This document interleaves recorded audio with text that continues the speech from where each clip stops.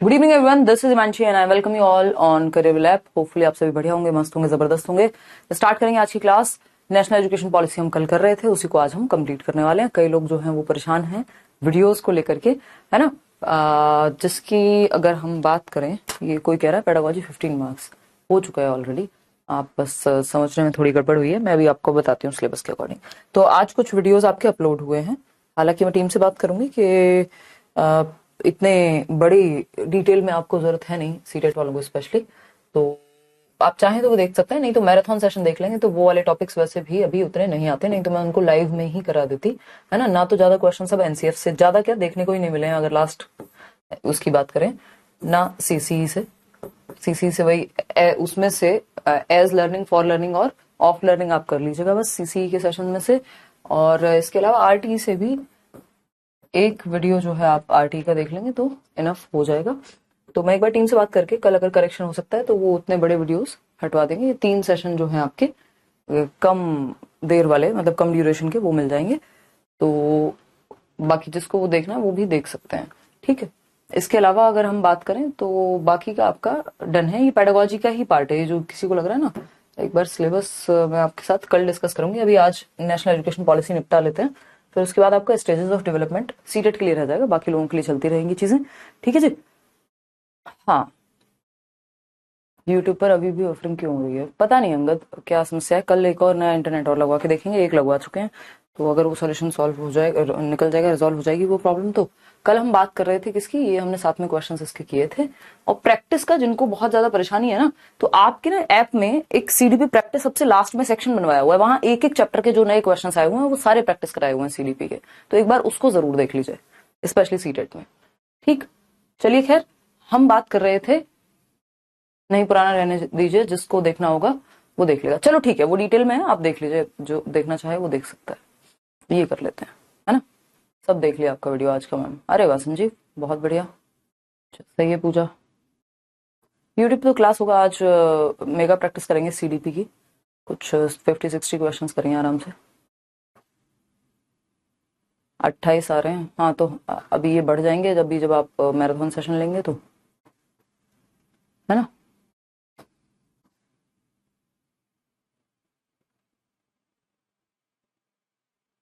तो इसमें कुछ कर नहीं सकते हैं आधिराज, जो सेंटर आ गया वो चेंज नहीं होगा। ऑफलाइन क्लास इस बार नहीं रखेंगे। चलिए, कोई फर्स्ट टाइम भी अटेंड कर रहा है आज, बहुत बढ़िया। इंपॉर्टेंट टॉपिक भी मैं बता दूंगी। मम्मी की तबीयत भी बेटर है भाई। चले आगे बढ़े।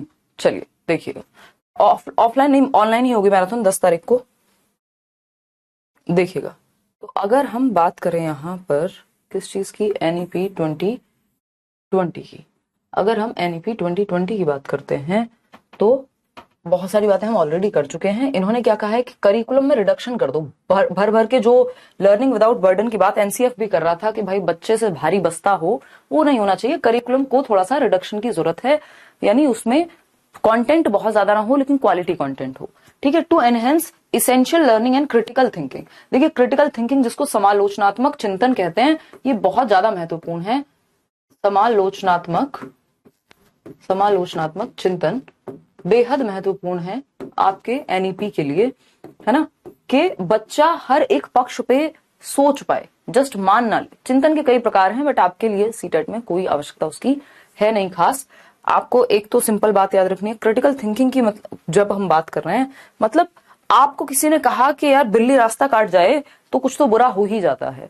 आपने इसके पीछे के रीजंस नहीं जाने, आपने इसके पीछे की रीजनिंग नहीं लगाई, हर एक पक्ष को नहीं देखा कि कहीं सामने वाला आपका बेवकूफ तो नहीं बना रहा है किसी बात पे। 2000 के नोट में चिप होती है ना, ऐसा कह दिया किसी न्यूज चैनल ने और हमने मान लिया। तो ये क्या, हमने क्रिटिकल थिंकिंग नहीं लगाई, हमने ये नहीं सोचा कि क्या पॉसिबल है, संभव है वो चीज, है ना।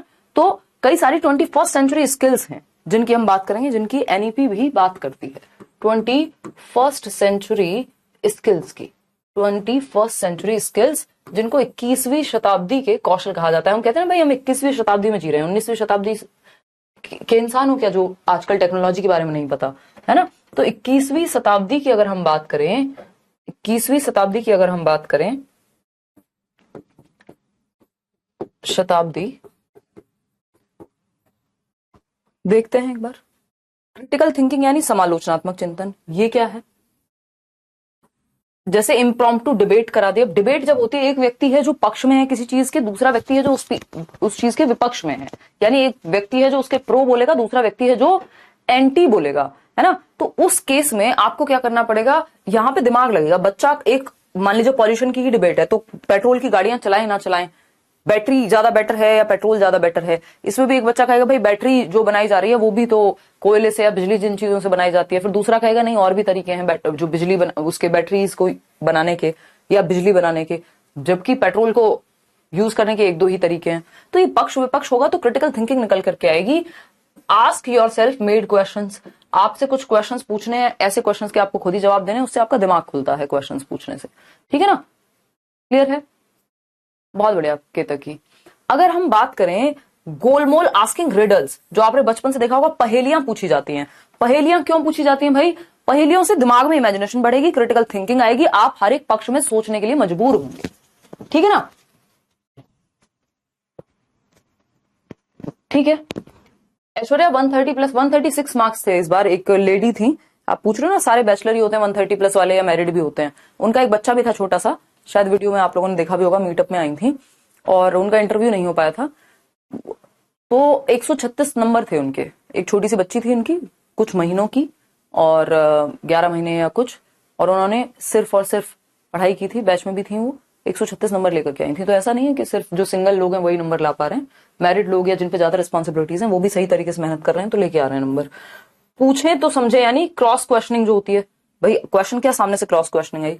गैप फिल इन, भाई आपसे कह दिया इस कहानी का अंत खुद से बदलो, तो उसमें भी क्रिटिकल थिंकिंग लगेगी। इनोवेशन, कुछ नया करना, जैसे कोई प्रोजेक्ट बेस्ड लर्निंग दे दी जिसमें बच्चे ग्रुप में सीख रहे हैं, वर्चुअल रियलिटी आजकल आ गई है ना।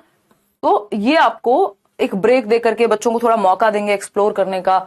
ये सब चीजें क्या हैं, ये सारी चीजें आपकी क्रिटिकल थिंकिंग को बेटर करती हैं, जो कि 21वीं सदी के कौशलों में से एक कौशल है।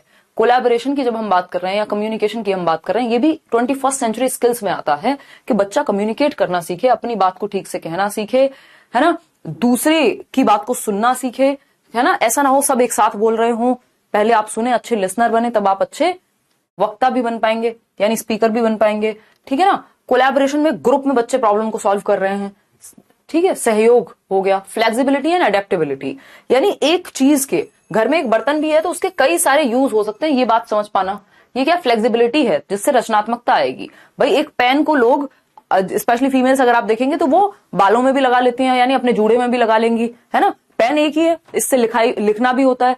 कुछ लोग भारतवर्ष में जो आपके मतलब डिफरेंट तरीकों से पेन का इस्तेमाल कर लेते हैं। तो घर में जो एक चीज है उसका मल्टीपल तरीकों से इस्तेमाल किया जा सकता है। ठीक है ना। तो ये क्या हुआ, इससे क्रिएटिविटी निकल के आती है। ठीक, टीचर बच्चे एक दूसरे क्लासरूम में बैठ करके डिस्कशन होगा, शफल कर रहे हैं आप, है ना, कि एक बच्चा प्रो में है, एक एंटी में, अगेन वही मेकअप अ न्यू गेम, कोई नया गेम बनाना अपने आप में। ठीक, और आईसीटी का इस्तेमाल, ये बहुत महत्वपूर्ण है, डिजिटल लिटरेसी में आएगा ये। डिजिटल लिटरेसी बोले तो कि कंप्यूटर का इस्तेमाल, डिजिटल एजुकेशन को हम बढ़ावा दे पाए, है ना, कि हमको कंप्यूटर चलाना आता हो एज अ टीचर, और हम बच्चों को भी डिजिटली जितने भी टूल्स हैं, अब ये क्या है, मैं आपके साथ कैसे जुड़ पा रही हूँ, डिजिटली ही जुड़ पा रही हूँ, है ना। ये सब क्या है, ये आईसीटी, इंफॉर्मेशन कम्युनिकेशन टेक्नोलॉजी का पार्ट है, कि आप इंफॉर्मेशन को डिलीवर कर रहे हैं, कम्युनिकेट कर रहे हैं टेक्नोलॉजी के माध्यम से, एक पीपीटी से, एक वेबसाइट बना करके। ये क्या है, एक पीपीटी ही हुई। ठीक है ना। तो ये सारी चीजें आपकी आईसीटी की नॉलेज है, 21st century skill, digital literacy भी बच्चे में होनी चाहिए। तो ये कुछ स्किल्स हैं जो आनी चाहिए। अब देख लीजिएगा एक बार क्वेश्चन, कि the shift proposed in national education policy 2020 is from, किस तरह के परिवर्तन की बात नेशनल एजुकेशन पॉलिसी करती है। हाँ हाँ, बहुत बढ़िया शुभम। नहीं, ऑफलाइन क्लास इस बार नहीं रख रहे हैं। जो दिल्ली में क्लास होनी थी ना, वो वाली क्लास अभी के लिए कैंसिल की हुई है। बहुत बढ़िया रेशमा, बताइएगा फटाफट से। मेथड की क्लास सीटेट के लिए जरूरी नहीं है, बाकी बैचेस के लिए होगी, उसमें सारे मेथड्स कराए जाएंगे, टेंशन नहीं लेनी, है ना। ये तो अभी सीटेट का सिलेबस खत्म हो रहा है, बाकी लोगों के लिए तो अभी चलेगा ना। ठीक है ना। चलिए, हाँ, यूट्यूब प्लेलिस्ट में भी है।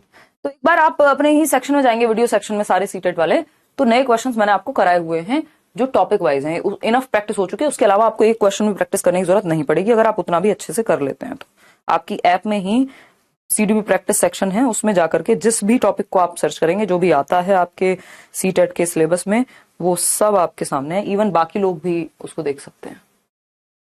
हाँ, पेन घर की सजावट के लिए भी यूज हो जाएगा, 70 तरीकों से यूज हो जाएगा, ठीक है ना।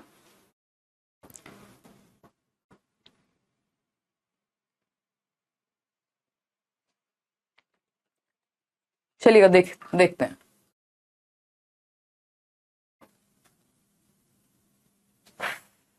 जी आकाश, बट ये सीडीपी तो वहां आता ही नहीं है। तो राष्ट्रीय शिक्षा नीति 2020 में प्रस्तावित बदलाव है। क्या बदलाव है भाई? स्टैंडर्डाइजेशन टू फ्लेक्सिबिलिटी, यानी जो मानकीकरण, जो फिक्स चीज चल रही थी, उससे फ्लेक्सिबिलिटी की तरफ, यानी लचीलेपन की तरफ, रिजिडिटी से लचीलेपन की तरफ। स्टैंडर्डाइजेशन होता है सबके लिए एक जैसा, लेकिन हमें स्टैंडर्डाइजेशन से फ्लेक्सिबिलिटी यानी लचीलेपन की तरफ जाना है, जहां फ्लेक्सिबिलिटी हो, टाइम टेबल की भी, बच्चे भी आज आगे बैठ रहे हैं, कल पीछे बैठे हैं, सिटिंग अरेंजमेंट भी चेंज होता रहे, ग्रुप में सीखें, है ना। ऐसा नहीं बस रट्टे ही लगाने हैं, फॉर्मेटिव टू सबमेटिव नहीं, सबमेटिव टू फॉर्मेटिव। जिन्होंने सीसीई का वीडियो आज का देख लिया उनको पता है सबमेटिव क्या होता है, जजमेंट के लिए होता है कि इतने % नंबर फाइनली आ गए। फॉर्मेटिव आपके इंप्रूवमेंट के लिए होता है, आपके फीडबैक के लिए होता है कि और कैसे सुधारा जाए। तो हमें एसए से, जो एसए एग्जामिनेशन होते हैं 60%, एफए की तरफ लेकर के जाना है, ना कि उल्टा करना है, ठीक है ना। कॉन्सेप्चुअल अंडरस्टैंडिंग से लर्निंग फॉर एग्जाम्स नहीं, लर्निंग फॉर एग्जाम्स से कॉन्सेप्चुअल अंडरस्टैंडिंग के कॉन्सेप्ट क्लियर हो, बजाय कि सिर्फ एग्जाम के लिए रट्टे लगाए बच्चा, ठीक है ना। फिर अगर हम बात करते हैं मल्टी डिसिप्लिनरी टू रिजिडिटी, यानी मल्टीपल डिसिप्लिन से, मल्टीपल तरीकों से सिखाने की बजाय आप रिजिडिटी यानी एक ही तरीके पर फिक्स्ड है, तो ये तो नेगेटिव है। एक ही बात है जो पॉजिटिव है, स्टैंडर्डाइजेशन टू फ्लेक्सिबिलिटी, मानकीकरण से आप लचीलेपन की तरफ ले जाइए, मल्टीपल मेथड से, मल्टीपल तरीकों से सिखाइए बच्चे को, उसको लचीलापन कहेंगे। तो ये शिफ्ट जो है एनईपी बात करता है। ये आपके सामने नया स्ट्रक्चर है, 5+3+3+4, 5 साल की फाउंडेशनल लिटरेसी, जिसको मूलभूत चरण या बुनियादी चरण कह रहे हैं हम। फिर आपका 3 साल का प्रेपरेटरी स्टेज है, जिसको प्रारंभिक चरण कह रहे हैं। फिर 3 साल का आपका मिडिल स्टेज, मध्य चरण है। और फिर सेकेंडरी स्टेज है 4 साल की। मतलब ये जो 3 से 8 वर्ष है, जहां फाउंडेशनल लिटरेसी एंड न्यूमरेसी के बच्चे को पढ़ना लिखना और बेसिक अर्थमेटिक कैलकुलेशन आता हो, है ना। यहाँ पे शुरुआत में 3 साल जो है आंगनबाड़ी वाले हैं, और फर्स्ट और सेकंड क्लास है आपके बाकी के 2 साल में, 5 साल के अंदर, ठीक है ना। तो 3 से 8 वर्ष का बच्चा यहाँ पे फाउंडेशनल स्टेज में है, जो कक्षा 2 तक सेकंड क्लास यहाँ कर चुका होगा। फिर 8 से 11 वर्ष का बच्चा आएगा, और 8 से 11 वर्ष का बच्चा जो है वो प्रेपरेटरी स्टेज में आएगा, और प्रेपरेटरी स्टेज में यहाँ बच्चा 3rd, 4th और 5th क्लास पास करेगा, ठीक। फिर उसके बाद मिडिल स्टेज 11 से 14 वर्ष, यहाँ पे वो 6th क्लास, 7th क्लास और 8th क्लास पास करेगा, ठीक है जी। फिर उसके बाद आपका 14 to 18 ईयर्स है सेकेंडरी स्टेज। सेकेंडरी स्टेज क्या कह रही है? सेकेंडरी स्टेज आपका 9th to 12th, 4 साल की है, ठीक है जी। तो ये एक बेसिक बात है, ये स्ट्रक्चर हमें पता ही होना चाहिए, 1 नंबर में क्वेश्चन आना कोई बहुत बड़ी बात नहीं है। हाँ, निपुण भारत योजना में बच्चा कक्षा 3 तक निपुण होना चाहिए। किस चीज में होना चाहिए? पढ़ने में, लिखने में और कैलकुलेशन में। जो फाउंडेशनल लिटरेसी एंड न्यूमरेसी की बात हो रही है, वो वहां अचीव हो जानी चाहिए, एटलीस्ट इतनी बेसिक जो है कि बेसिक उसको पढ़ना तो आता हो, 5वीं क्लास में आ गया, पढ़ना ही नहीं आता अभी तक, तो उतना जरूरी है, उतनी निपुणता जरूरी है।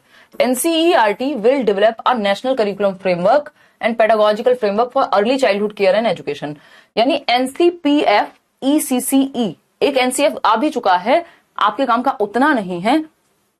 हाँ, हो गया है, आना सब ज्यादा टॉपिक है ही नहीं वीओडी में भी अपलोड कराने को, टॉपिक्स आपके कंप्लीट हैं। कल आपका ये सिलेबस सीटेट वालों का खत्म हो जाएगा, वो जो स्टेजेस बची हुई हैं वो मैं करा दूंगी, ठीक है ना। तो NCERT will develop a national curriculum framework, किसके लिए? अर्ली चाइल्डहुड एजुकेशन के लिए। कौन से बच्चे आते हैं अर्ली चाइल्डहुड एजुकेशन में? 3 से 6 वर्ष वाले, ठीक है ना। For children up to the age of 8 years, यानी लगभग 8 साल तक की उम्र के बच्चों के लिए एक अलग से एनसीएफ बनाया जाएगा। एक एनसीएफ नॉर्मल वाला बन चुका है, ठीक है ना। उसमें भी कुछ नई बात ऐसी नहीं है, जो चल रही है वही चल रही है बातें, कि बच्चे के भले के बारे में सोचना है आपको, अंत में यही बात याद रखनी है, इतने रट्टे लगाने की जरूरत नहीं पड़ेगी। National educational teacher forum to be created, यानी NETF, एक फोरम क्रिएट हो जहां पे टीचर्स की कंप्लेंट से लेकर के और उनके मन के विचार जो हैं वो निकल करके आए, जो बदलाव की जरूरत है वो सारी चीजें क्लियर हों, वो बदलाव आए सामने निकल करके, कि भाई टीचर्स के लिए एक फोरम है जहां वो अपनी समस्याएं और जो बाकी लोगों की समस्याएं उनसे हैं वो सब कही जा सके और उनका सॉल्यूशन निकल सके।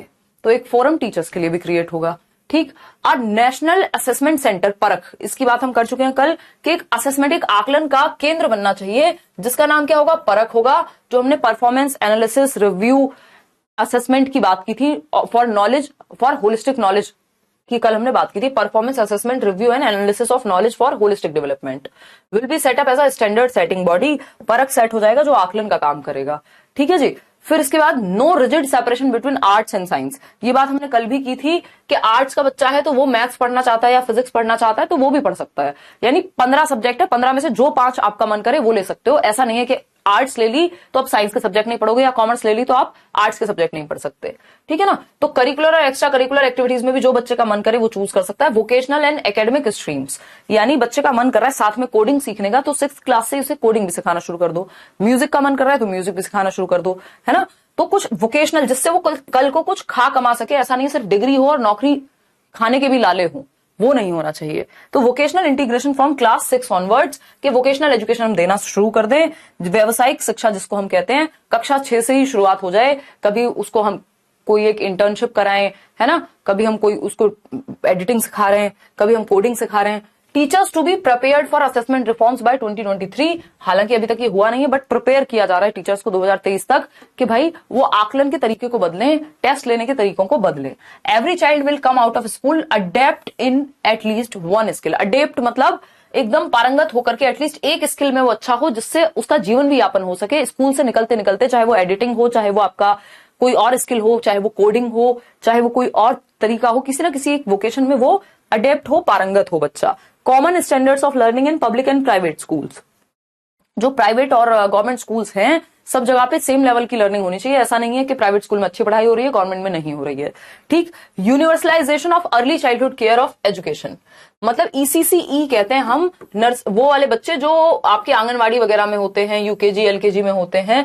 ये बच्चे 3 से 6 वर्ष की उम्र है जो बहुत ही जरूरी है, जिस टाइम पे आपका बच्चे का जो विकास है, उसका मानसिक विकास बहुत हद तक हो चुका होता है, ठीक है ना। तो अगर हम बात करें यहां तो वो जरूरी है कि यूनिवर्सलाइजेशन कर दें, हर बच्चा जो है एक अच्छी अर्ली चाइल्डहुड केयर एजुकेशन ले सके जहां पे उसको न्यूट्रिशन प्रॉपर मिल रहा हो, है ना, उसको पोषण से लेकर के हर चीज प्रॉपर मिल पा रही हो। अगर हम बात करते हैं यहाँ पे national mission on foundational literacy and numeracy, इसी की हमने बात की थी कल। इस नेशनल मिशन का नाम क्या है, निपुण भारत मिशन, है ना, निपुण भारत मिशन, ठीक, जिसमें FLN foundational literacy and numeracy यानी एक बेसिक बुनियादी साक्षरता और सांख्यिकीकरण जो है बच्चे को आता हो, ये एक बेसिक सी बात है, ठीक है ना। फिर आता है curriculum to integrate 21st century skills, 21वीं शताब्दी के कौशल। वो क्या है, अभी कोई कह रहा था कोडिंग क्या होता है, भाई जो आपका कंप्यूटर में कोई भी ऐप चल रही है वो कोडिंग से ही बनी है प्रॉपर, है ना, तो वो एक कोड लिखना बच्चे को आ पाए। इसके अलावा मैथमेटिकल स्किल्स वो जाने, मैथमेटिकल थिंकिंग, साइंटिफिक टेम्पर, ये सारी कम्युनिकेशन, ये सारी चीजें, क्रिटिकल थिंकिंग, ये सब डेवलप हो पाए बच्चे में, वो क्वेश्चन पूछ पाए, क्वेश्चन कर पाए और कुछ नया निकाल पाए उस क्वेश्चनिंग से, ठीक है ना। न्यू एजुकेशन का एजुकेशन पॉलिसी का क्या एम है कि यूनिवर्सलाइजेशन हो एजुकेशन का, यानी सभी को सार्वभौमिकरण हो शिक्षा का, सभी को शिक्षा मिल सके प्री स्कूल से लेके, यानी नर्सरी से लेकर के और 12वीं तक 100% बच्चा जो है देश में वो स्कूल जा सके, 100% ग्रॉस एनरोलमेंट रेशो हो। बहुत सारे बच्चे, तभी तो कह रहे हैं ना 2 करोड़ बच्चों को जो घर पे बैठे हुए हैं या किसी भी वजह से स्कूल में एजुकेशन जिनको मिलनी चाहिए नहीं मिल रही है, माँ बाप ने घर बिठाया हुआ है, गरीबी के कारण घर है या कोई भी कारण है, या जेंडर के भाई लड़कियां नहीं पढ़ती हैं हमारे यहाँ इसलिए घर है, हर बच्चे को हम लेकर के आए। 2 करोड़ बच्चे जो आउट ऑफ स्कूल चल रहे हैं उनको एडमिशन हम दिला पाए और उनको पढ़ा पाए। यूनिवर्सलाइजेशन यानी सार्वभौमिकरण, 100% बच्चा जो देश में है जिसकी पढ़ने की उम्र है उसको पढ़ाया जा सके। कब तक, 2030 तक ये बात इंप्लीमेंट हो जाए, यूनिवर्सलाइजेशन हो जाए, सार्वभौमिकरण हो जाए। जो GDP है, ग्रॉस डोमेस्टिक प्रोडक्ट जिसको हम बोलते हैं, वो उसका 6%, पहले कितना होता था 4.3%, उसका 6% हम एजुकेशन पे लगा पाए। बाकी कंट्रीज में इससे भी ज्यादा है, बाकी कंट्रीज में 6% से भी ज्यादा है। तो जो हमारा टोटल GDP है, जितना हमारा बजट है, उसका हम 6% जो है एजुकेशन पे लगा पाए। इसमें कुछ ग्रुप्स बनाए गए, उन ग्रुप्स का नाम क्या है, SEDGs, मतलब socially and economically disadvantaged groups, यानी सामाजिक एवं आर्थिक रूप से अलाभान्वित समूह बनाए गए। वो लोग जिनको किसी भी आधार पे डेप्राइव्ड रखा गया है, आपके सिलेबस में भी होगा, वंचित रखा गया है, चाहे उनकी जाति की वजह से उनको साइड में कर दिया गया कि नहीं तुम्हें नहीं पढ़ाएंगे, चाहे उनके पास पैसे नहीं थे इसलिए उनको स्कूल से निकाल दिया गया, चाहे वो लड़की थी इसलिए नहीं पढ़ाया, चाहे वो कोई और समस्या थी इसलिए नहीं पढ़ाया। कोई ऐसी ट्राइब हो सकती है जिनको नीची जाति ऊंची जाति फलाना ढिमकाना मान करके एजुकेशन ना दी जा रही हो। तो ये सब के लिए एक ग्रुप बनाया गया कि इन लोगों के राइट्स को हम ध्यान में रख सकें। Socially and economically disadvantaged groups, यानी सामाजिक एवं आर्थिक रूप से जो लाभान्वित ग्रुप है, समूह है, उनके लिए भी हम एजुकेशन का प्रावधान कर पाए। मतलब जेंडर आइडेंटिटीज हो सकता है, कोई मेल है, फीमेल है, थर्ड जेंडर है, उस आधार पे अगर किसी को एजुकेशन नहीं मिल रही है तो उसको भी इंक्लूड करेंगे इस ग्रुप में। सोशियो कल्चरल आइडेंटिटीज, कोई किसी समाज से, जाति से, संप्रदाय से, किसी ट्राइब से है, तो ऐसा नहीं कि हम कहें नहीं तुम तो, तुम्हारी जाति के लोग तो पढ़ ही नहीं सकते तो तुमको नहीं लाएंगे, तो उनको भी स्पेशल यहाँ पे एक प्रिविलेज देना। जियोग्राफिकल आइडेंटिटीज कि तुम तो भाई साहब वो हो, बिहारी हो तो तुमको नहीं पढ़ाएंगे, ज्योग्राफी के आधार पे हम भेदभाव कर रहे हैं, वो सब नहीं करना। ठीक है ना, हो जाएगा उसमें भी आकांक्षा, अभी मैराथन भी रहती है। ठीक, अगर हम बात करते हैं यहाँ पे डिसेबिलिटीज की, किसी बच्चे को कोई डिसेबिलिटी है, कोई पोलियो है, किसी को लोकोमोटर डिसेबिलिटी है, किसी को डिसलेक्सिया है, वो सारी डिसेबिलिटीज अभी हमने की थी कुछ ही दिन पहले। ठीक है ना। अगर हम बात करें सोशियो इकोनॉमिक कंडीशंस की, तो सोशियो इकोनॉमिक कंडीशंस की यानी सामाजिक आर्थिक स्थिति ऐसी है, बच्चे को बहुत दबा के रखा है समाज ने, या फिर पैसा नहीं है जेब में, हर तरह के बच्चे को हम इस ग्रुप में लेकर के आएंगे। ऐसी डीजीज में जो किसी भी आधार पे जिनको वंचित रखा गया है, डेप्राइव्ड रखा गया है, उनको भी हम इंक्लूसिव एजुकेशन में शामिल करेंगे। ठीक है। Recognising, identifying and posting the unique capabilities of each student, हर एक बच्चे की जो विशेष क्षमता होती है उसमें, जो हम चाइल्ड सेंटर्ड एजुकेशन में भी पढ़ रहे थे हंसना, वो सबको इंक्लूड करना है। बच्चे के अंदर कुछ ना कुछ यूनिक, कुछ ना कुछ अलग जरूर होगा, उस विलक्षण क्षमता को पहचान करके उसको उस तरह से रिकॉग्नाइज करना, आइडेंटिफाई करना और उसको उस तरह से फोस्टर करना। यानी अगर किसी बच्चे में डांस का बहुत अच्छा टैलेंट है तो उसको उस तरह से हम स्टेट लेवल पे लेकर के जाएं, किसी को स्पोर्ट्स में इंटरेस्ट है तो उसको उस तरह की ट्रेनिंग दिलाएं, तो बच्चे की यूनिकनेस को पहचान करके उसकी तरफ हम अग्रसर हों।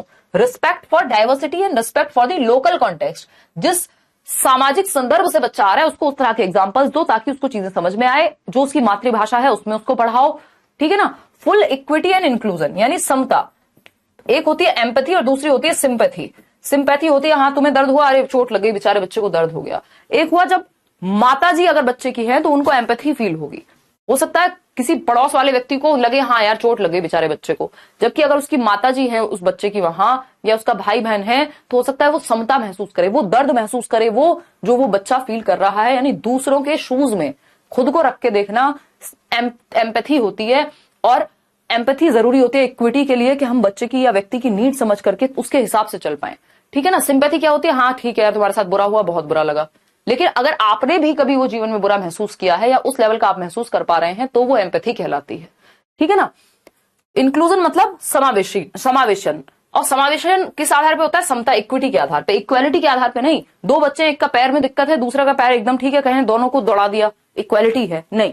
आपको ध्यान रखना पड़ेगा भाई जिसके पैर में दिक्कत है उसको दौड़ाने की जरूरत नहीं है, उसको आप कुछ और काम देंगे। तो इक्विटी मतलब सभी की नीड्स को ध्यान में रखना, सेंसिटिव होना लोगों के प्रति। Curriculum and pedagogy in schools, curriculum and pedagogy in schools कैसी होनी चाहिए भाई, जो आपका करिकुलम है, पाठ्यचर्या है, और जो पढ़ाने के तरीके हैं, पेडागोजी जो मेथड्स हैं, वो कैसे होने चाहिए।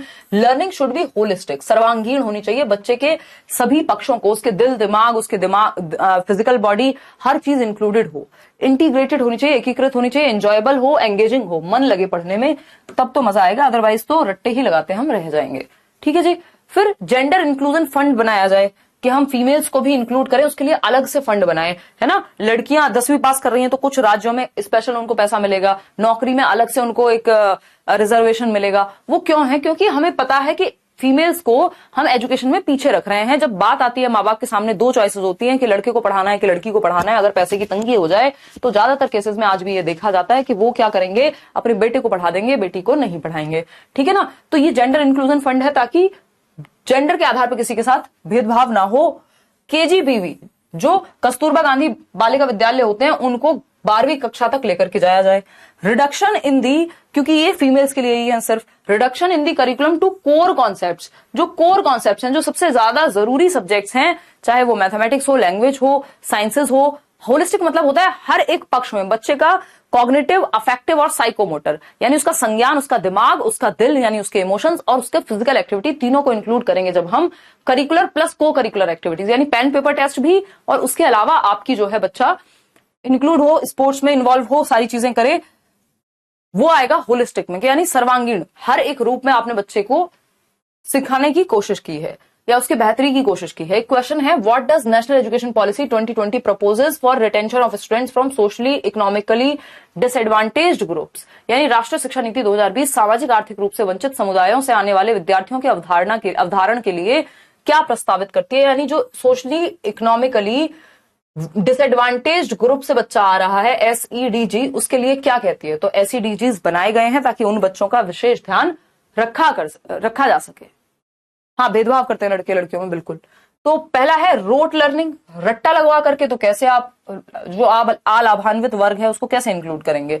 Standardisation of curriculum and assessment, यानी पाठ्यचर्या व मूल्यांकन का मानकीकरण कर दें आप, यानी सबके लिए एक जैसा। देखिए, स्टैंडर्डाइजेशन नहीं, याद रखिएगा फ्लेक्सिबिलिटी होनी चाहिए। जहां पे भी स्टैंडर्डाइजेशन दिखे आपको लचीलेपन की तरफ लेके जाना है। स्टैंडर्डाइजेशन होता है सबके लिए एक जैसा, जबकि अलग अलग बच्चा अलग अलग बैकग्राउंड से आ रहा है, अलग अलग एग्जाम्पल से सीखेगा, अलग अलग मेथड से सीखेगा, तो ये भी गलत हो जाएगा। परफॉर्मेंस ओरिएंटेड टेस्ट, यानी प्रदर्शन उन्मुख परीक्षण, कि सिर्फ परफॉर्मेंस पे ध्यान हो, जबकि लर्निंग पे ध्यान होना चाहिए। लर्निंग ओरिएंटेड टेस्टिंग होनी चाहिए या लर्निंग होनी चाहिए।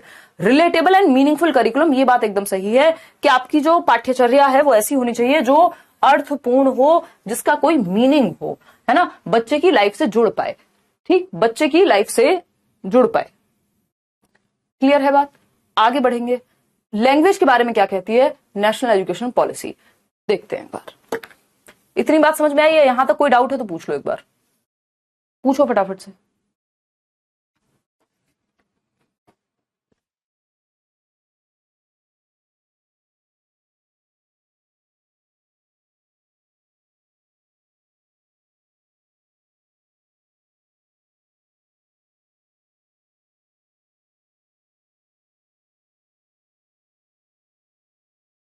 देखिएगा, अगर हम भाषा के बारे में नेशनल एजुकेशन पॉलिसी क्या कहती है ये समझ लेते हैं। भाषा के बारे में क्या विचार है, लैंग्वेज कौन सी भाषा में पढ़ाएं बच्चे को, ठीक है ना। No language is being imposed, यानी किसी भी भाषा को आप बच्चे पे थोपिए मत, इम्पोज मत करिए। पहले क्या होता था कि अगर कोई बच्चा इंग्लिश मीडियम स्कूल में हिंदी में बात करेगा उस पर फाइन लगाया जाएगा, ऐसे कई स्कूल्स थे। अभी वो कुछ बेटर हुए हैं पहले से, जब से नेशनल एजुकेशन पॉलिसी आई है, ठीक है ना। ठीक है सहीमुद्दीन, बहुत बढ़िया भाई। तो जब से नेशनल एजुकेशन पॉलिसी आई है तब से क्या हुआ है, ऐप में रहेंगे वीडियोस कोर्स खत्म होने के बाद कुछ टाइम तक। तो अगर हम बात करें कोई भी भाषा बच्चे पे थोपी ना जाए, है ना, कि भाई नहीं, बच्चे के घर में मातृभाषा क्या है, उसकी मदर टंग हिंदी या कोई और पंजाबी। अब उसके घर में जो भाषा बोली जा रही है उसको आप स्कूल में बोलने नहीं दे रहे, उसमें पढ़ाया नहीं जा रहा, इंग्लिश की बात कर रहे हैं, किसी और लैंग्वेज की बात कर रहे हैं, तो बच्चे को समझ में आएगा कहां से। तो किसी भी भाषा को जबरदस्ती बच्चे पे लादना नहीं है, थोपना नहीं है। मदर टंग और रीजनल लैंग्वेज टिल ग्रेड 5, कक्षा 5 तक एटलीस्ट, हो सके तो उसके आगे भी ले जाओ, आप मिडिल स्कूल में भी पढ़ाओ मदर टंग में यानी मातृभाषा में। लेकिन जो क्षेत्रीय या मातृभाषा है, मतलब जो बच्चे की मदर टंग है, जो उसके घर पे बोली जाती है, चाहे किसी बच्चे के घर में गुजराती बोली जाती हो, किसी के घर में मराठी, किसी के घर में हिंदी, किसी के घर में भोजपुरी, किसी के घर में हो सकता है इंग्लिश या संस्कृत भी बोली जाती हो। तो जो बच्चे की मातृभाषा जो वो घर में सुनता आया है या बोलना उसको आता है स्कूल में आने से पहले ही, तो उस भाषा का प्रयोग किया जाए कक्षा 5 तक। उसको जबरदस्ती ये ना कहा जाए नहीं तुम तो इंग्लिश में ही पढ़ो, इंग्लिश में पढ़ा भी रहे तो उसकी भाषा में भी उसको समझा दें अगर जरूरत पड़े तो। Sanskrit as an option at all levels, भाई संस्कृत क्या है, क्लासिकल लैंग्वेज में आती है और एक ऑप्शनल सब्जेक्ट की तरह संस्कृत को रखना चाहिए सभी लेवल पे। 3 लैंग्वेज फॉर्मूला को फ्लेक्सिबिलिटी के साथ, त्रिभाषा सूत्र कोठारी आयोग ने 1964-66 में ये लेकर के आए थे। त्रिभाषा सूत्र क्या है, इसी को फ्लेक्सिबली यूज करना है। इसमें 3 भाषाओं की बात होती है। एक तो ये कि पहली भाषा क्या होनी चाहिए, मदर टंग होनी चाहिए, यानी मातृभाषा होनी चाहिए बच्चे की, जो भी उसके घर में बोली जा रही है वो होनी चाहिए लैंग्वेज, ठीक है। पहली भाषा मातृभाषा। अब हिंदी है यदि मातृभाषा तो हिंदी हो गई। दूसरी भाषा क्या है, अगर मातृभाषा हिंदी है तो इंग्लिश दूसरी भाषा हो जाएगी। और तीसरी भाषा कोई भी मॉडर्न इंडियन लैंग्वेज। हमारे संविधान में 22 भाषाएं हैं जो प्रॉपर आती हैं, उन 22 भाषाओं में से कोई भी एक भाषा थर्ड लैंग्वेज पढ़ाई जा सकती है बच्चे को। यानी फर्स्ट जो है वो मदर टंग होनी चाहिए, मातृभाषा हिंदी है तो हिंदी, तमिल है तो तमिल। इंग्लिश की अगर हम बात करें, दूसरी भाषा आपकी इंग्लिश हो सकती है। अगर पहली भाषा मान लीजिए हिंदी नहीं हुई तो दूसरी भाषा फिर हिंदी हो जाएगी और तीसरी भाषा फिर इंग्लिश या कोई भी मॉडर्न इंडियन लैंग्वेज हो जाएगी, ठीक है। क्लियर है। हाँ, कोई कह रहा है आप यूपी से हो तो आपकी मदर भोजपुरी बोलते हैं, नहीं, हिंदी ही चलती है, वो हिंदी की बोलियां हैं, है ना। वेस्टर्न यूपी है तो भोजपुरी फिर थोड़ा बिहार की तरफ जाने पे आता है। देखिएगा, तो अगर हम बात करें थ्री लैंग्वेज फॉर्मूला को फ्लेक्सिबली यूज करना है, multilingual flexibility is still the basis for the new NEP 2020। बहुभाषिता को महत्व देना। बहुभाषिता क्या है? देखिए, ये कहा गया है कि बच्चे का ब्रेन का डेवलपमेंट भी अच्छा होगा यदि बच्चा ज्यादा भाषाएं, दो या दो से अधिक भाषाएं जानता होगा। तो मल्टीपल लैंग्वेज सीखने से कोई नुकसान नहीं है बच्चे का। जो आपकी मल्टी लैंग्वेज होती है या फिर बाइलिंगुअलिज्म होता है, यानी बहुभाषिता से, मल्टीलिंगुअलिज्म क्या है? एक रिसोर्स है ना। मल्टीलिंगुअलिज्म क्या है? एक रिसोर्स है। ये एनसीएफ वाले जो वीडियोस आज डलवाए हैं, ये उसमें आप देख पाएंगे एक बार कि मल्टीलिंगुअलिज्म क्या है। मल्टीलिंगुअलिज्म यानी जो बहुभाषिता है कि एक कक्षा में कई भाषाओं वाले लोग या बच्चे पढ़ रहे होंगे। बहुभाषिता एक रिसोर्स है। बहुभाषिता क्या है? एक संसाधन है। मल्टीलिंगुअलिज्म इज अ रिसोर्स, या आप हिंदी और इंग्लिश की पेडागोजी में भी पढ़ रहे होंगे, है ना। मतलब एक संसाधन है। बहुभाषिता एक संसाधन है। बहुभाषिता एक संसाधन है, एक एसेट है। जितनी ज्यादा भाषाएं बच्चे को आती होंगी उतना बढ़िया है, उससे कोई नुकसान नहीं है। बल्कि जिस बच्चे को दो या दो से अधिक भाषाएं आती है उसका ब्रेन का डेवलपमेंट, उसका कॉग्निटिव डेवलपमेंट भी अच्छा होता है, ऐसा रिसर्च कहती है। ठीक है ना, क्योंकि वो दो भाषाओं का कल्चर जान पाएगा, दो भाषाओं की बुक्स पढ़ पाएगा, दो भाषाओं के लोगों से बात कर पाएगा, तो उसकी अंडरस्टैंडिंग भी जो है वो बेटर होती है उस केस में। ठीक है, इतनी बात क्लियर है। तो एक संसाधन है, एक एसेट है, एक रिसोर्स है मल्टीलिंगुअलिज्म। कभी भी बोझ नहीं बनाना है मल्टीलिंगुअलिज्म को। ठीक है जी। ऐसी डीजीज जो हैं वो ग्रुप्स हैं जो लाभान्वित वर्ग का ध्यान रखेंगे कि कोई भी अगर डेप्राइव्ड है, चाहे वो जाति के आधार पे हो, भाषा के आधार पे हो, पैसे के आधार पे हो, किसी और आधार पे हो, तो उन लोगों के लिए ग्रुप बनाया जाएगा जो उनका ध्यान रखे, उनके भी हितों की बात करे, उनके अधिकारों की बात करे। तो मल्टीलिंगुअलिज्म एक रिसोर्स है, एक संसाधन है, एक जिसको यूज करना चाहिए टीचर को। एक क्लास में मल्टीपल लैंग्वेज बोलने वाले बच्चे होंगे और उनको डील करना आपको आना चाहिए। ऐसा नहीं कि आप किसी बच्चे को थोपेंगे। बच्चे एक दूसरे से एक दूसरे की भाषा सीखते हैं, जो कि अच्छी बात है। ठीक है ना। हाँ, कोई बात नहीं आदर्श, अभी आपके पास टाइम है, वो वीडियोस आप धीरे धीरे करके भी देख सकते हो अगर ऐसा है तो। उससे एक अंडरस्टैंडिंग बनेगी, उससे डायरेक्ट क्वेश्चन आए ना आए, बट एक अंडरस्टैंडिंग बनेगी। ठीक है ना। तो ये फ्लेक्सिबिलिटी होनी चाहिए। और आईएसएल, इंडियन साइन लैंग्वेज का भी प्रयोग जरूरत पड़े तो कर सकते हैं। जो मूक बधिर बच्चे होते हैं, डेफ एंड डम, जो बोल नहीं सकते, सुन नहीं सकते, तो उनके लिए आपने देखा होगा न्यूज में भी साइन लैंग्वेज होती है। Sign language, Indian sign language जिसको हम बोल रहे हैं, कि वो इशारों से बात को उनको समझाया जाए। ठीक है ना। तो साइन लैंग्वेज का भी प्रयोग ऐसे बच्चों के लिए यहां किया जा सकता है।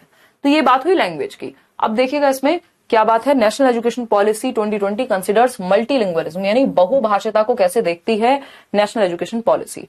पहला है हिंड्रेंस के रूप में देखती है कि बच्चों के सीखने में एक रुकावट है बहुभाषिता। देखिए, मल्टीलिंगुअलिज्म, मोनोलिंगुअलिज्म रुकावट हो सकती है कि सिर्फ एक ही भाषा आती हो बच्चे को, लेकिन मल्टीलिंगुअलिज्म, बहुभाषिता, जहां मल्टीपल लैंग्वेज एक क्लासरूम में बच्चे बोल रहे हैं। क्योंकि भारत क्या है, एक विभिन्नताओं का देश है। यूनिटी इन डाइवर्सिटी की हम बात करते हैं, विभिन्नता में एकता की हम बात करते हैं। हमारा संविधान भी वही बात कहता है। तो हम कहते हैं कि भाई कोस कोस पे पानी बदले, तीन कोस पे वाणी, यानी बहुत सारी भाषाएं बोलियां हमारे आसपास हैं जो थोड़े थोड़े डिस्टेंस में चेंज हो जाती हैं। ठीक है ना। तो अगर हम बात करें, ये क्या है, एक एसेट है, अननेसेसरी कॉम्प्लिकेशन है, बैरियर है नहीं, ना तो ये बाधा है ना अननेसेसरी है। ये एक एसेट है या फिर एक रिसोर्स है, एक संसाधन है जिसका आप यूज करके एक पूंजी के रूप में इसको देखेंगे और जिससे बच्चा बेहतर सीख पाएगा। ये एक बेसिक बात हो गई। आगे बढ़ेंगे। टीचर एजुकेशन के बारे में क्या बात करती है नेशनल एजुकेशन पॉलिसी। अगर हम बात करें तो यहां new and comprehensive national curriculum framework for teacher education. देखिए, एनसीएफटीई, एनसीएफ बनाता है एनसीईआरटी, लेकिन टीचर एजुकेशन के लिए जो एनसीएफ बनाता है वो बनाता है आपका एनसीटीई। ठीक है ना।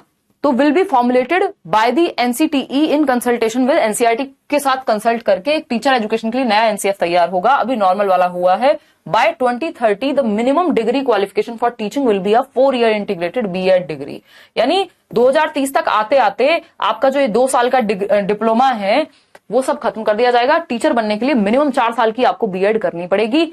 अभी इतने जिसको नौकरी लेनी है वो ले लो अपना, है ना। उसके बाद बीएड आपकी 2030 तक आते आते जिसने 4 साल की बीएड की है वो नौकरी कर पाएगा, वो टीचर बन पाएगा, नहीं तो टीचर आप नहीं बन पाएंगे 2030 के बाद।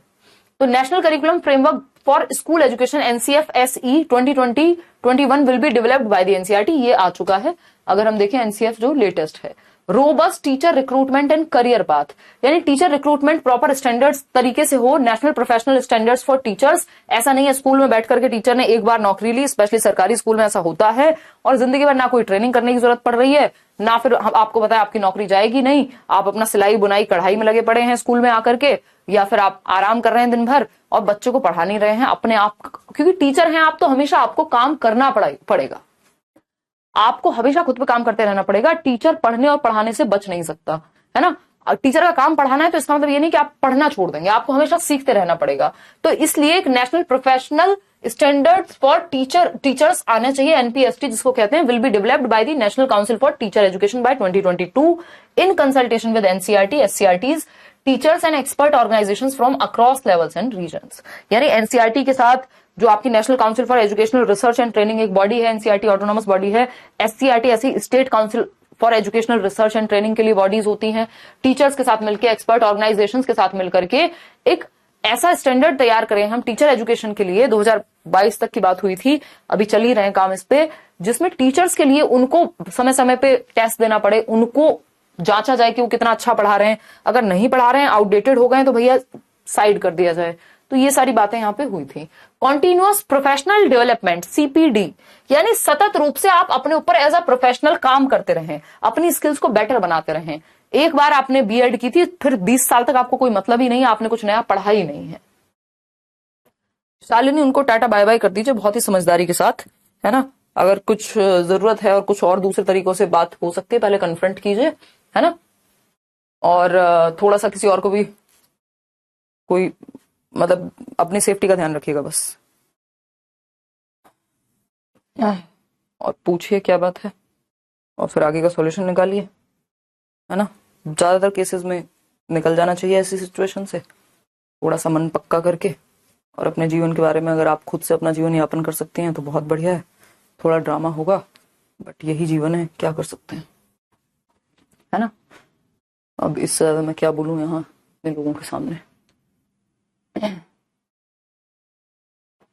हाँ एग्जैक्टली, आंचल, बच्चे कुछ भी कर रहे हैं और आप स्वेटर बुन रहे हैं टीचर बन के, ठीक है ना। बहुत बढ़िया शिखा, ठीक है जी, ठीक है, कोई दिक्कत नहीं, बढ़ जाएगा वो दीपशिका। वो मॉक टेस्ट में ऐसा होता है कई बार। इस टाइम पे तो सिर्फ प्रीवियस ईयर की चिंता कीजिए आप, इस टाइम पे सिर्फ प्रीवियस ईयर की चिंता कीजिए। हाँ, कोई कह रहा है कलावा बाएं हाथ में बांधा जाता है। यार पता नहीं यार, पंडित जी तो दाएं में बांधते थे, वो कुछ लड़के लड़की का चक्कर होता है ना, आई डोंट नो, क्या ही फर्क पड़ता है अब तो, मतलब अब तो क्या ही, अब इतने सालों से तो ऐसे ही चल रहा है। देखिएगा, अगर हम बात करें यहाँ पे, तो अब हमारे सामने सीटेट का सिलेबस एक बार देख लेते हैं आपका। इसमें जो भी काम की बात थी वो हम कर चुके हैं। ऐसे तो अगर आप पढ़ेंगे तो 150-200 पेज का है आपका नेशनल एजुकेशन पॉलिसी, बट सब कुछ आपको नहीं पढ़ना होता।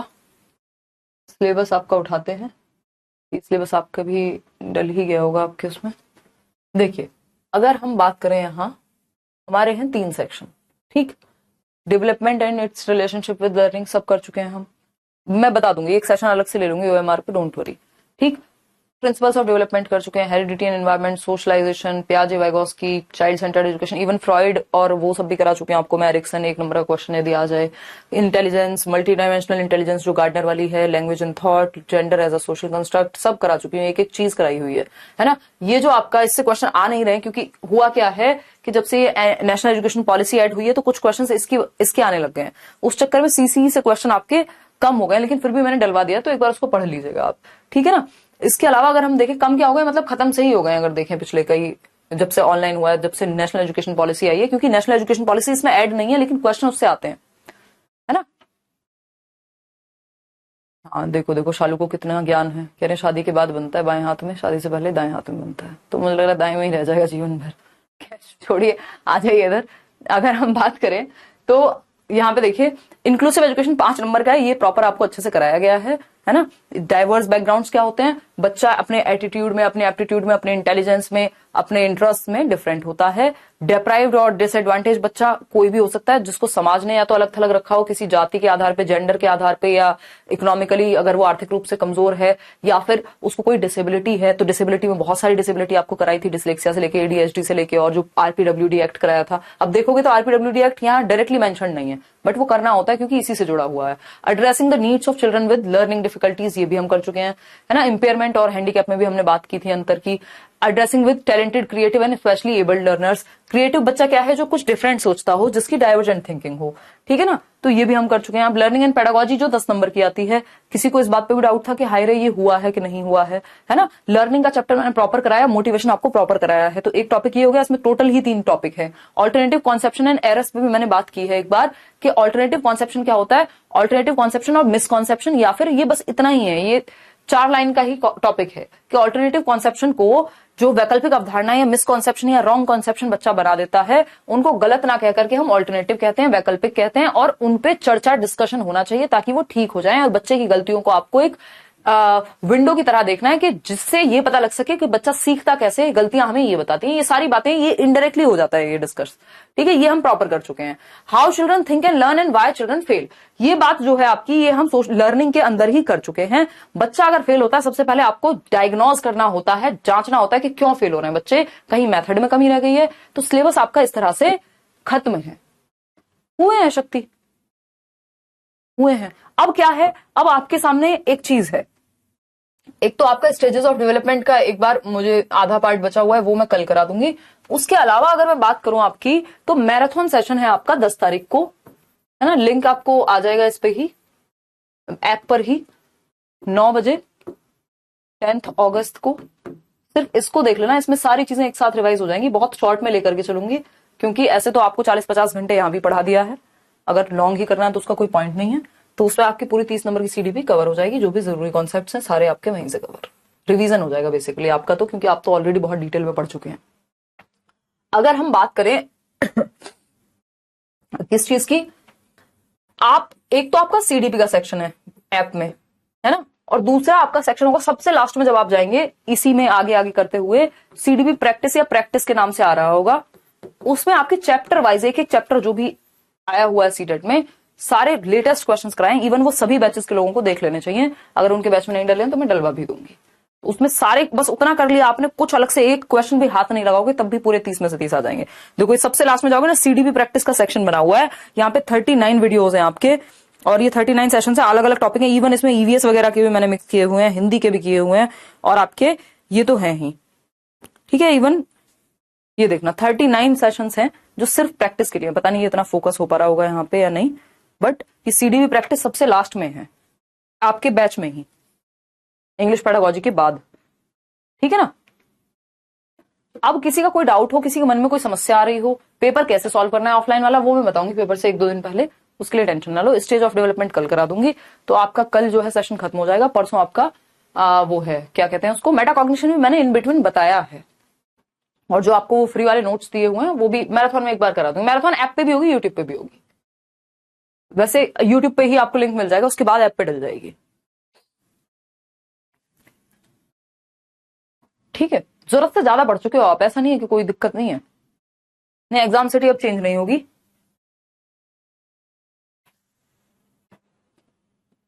खुशी, पिछले 2 साल ऑनलाइन वाले और 1 साल आपका ऑफलाइन वाला, ये 3 साल के कर लोगे पेपर, बहुत हो जाएगा। और ये सब मैंने आपको करा दिया, आप सिर्फ और सिर्फ ये जो पेडागोजी प्रैक्टिस के क्वेश्चन हैं इनको अच्छे से कर लो, आपको कोई टेंशन नहीं लेनी।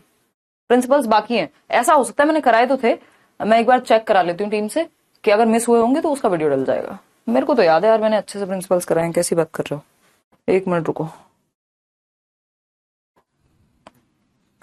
1 मिनट रुको।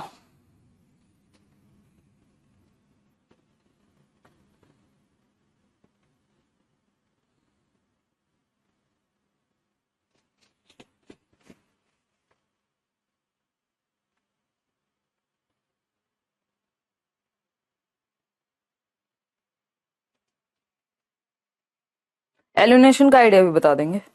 ये क्वेश्चन जब सॉल्व कराए ना, वो वाला देखोगे तो उसमें आइडिया लग जाएगा आपको अपने आप ही। ये मैस्लो की हायरार्की सब कुछ तो कराया हुआ है यार। कॉग्निशन इमोशन वो भी कराया हुआ है जो इसमें पेडागोजी में आता है, थर्ड में सब कराया हुआ। क्यों टेंशन लेते हो भाई, इतना पढ़ तो लो कम से कम। इतना ही पढ़ लिया तो बहुत ज्यादा हो जाएगा। लैंग्वेज एंड थॉट, हाँ सही कह रहे हो यार। प्रिंसिपल्स जो है इसमें नहीं है डले हुए, वो मैं अलग से इनको बोल के, एक वीडियो का सेशन है वो, तो 1 या 2 में हो जाएगा, वो भी आपका कल डल जाएगा, डोंट वरी। तो एक काम करते हैं, इसको डिटेल्ड वीडियो ही रहने देते हैं, है ना। जो डली है आप जिन जिन का मन करे देख लेना, नहीं तो मैराथन में रिवाइज करने की कोशिश करेंगे, बट देख लोगे तो अच्छा है। क्लास बैक करके देख रहे हो फिर से, अभी परसों ही देखा है, कराए थे। OMR शीट फिल करना भी बता देंगे। पूछो अनुराधा, आपके सवाल को भी देखेंगे भाई, ठीक है ना। कभी तो जवाब दीजिए, सारिका कह रही है जी, सारिका जवाब दे रहे हैं भाई। हाँ सिर्फ 115 119 सब आ रहा है, CDB में 29-30 आते हैं, और सब में कॉन्सेप्ट क्लियर नहीं हो रहा है। ऐश्वर्या एक बार यूट्यूब की मदद ले लो फिर, और जो मैंने नोट्स दिए हुए हैं सारे सब्जेक्ट्स के वो भी कर लो, है ना। ये देखो गड़बड़ हो कहाँ रही है।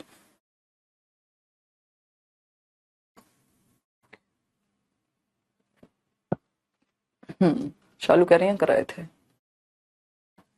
चलो अब आपके कमेंट्स अटक गए, 8 बज गए शायद, तो ये जो आज सेशंस डले हैं, मेरे ख्याल में अगर टाइम मिले तो देख लेना, इससे अंडरस्टैंडिंग और अच्छी हो जाएगी। जिनके नंबर कम आ रहे हैं उनके लिए, जो ऑलरेडी अच्छे नंबर ला रहे हैं उनके लिए कोई दिक्कत नहीं है ना। चलिए खैर, प्रिंसिपल्स और जो स्टेजेस ऑफ डेवलपमेंट आपकी बाकी हैं वो मैं कल करा दूंगी।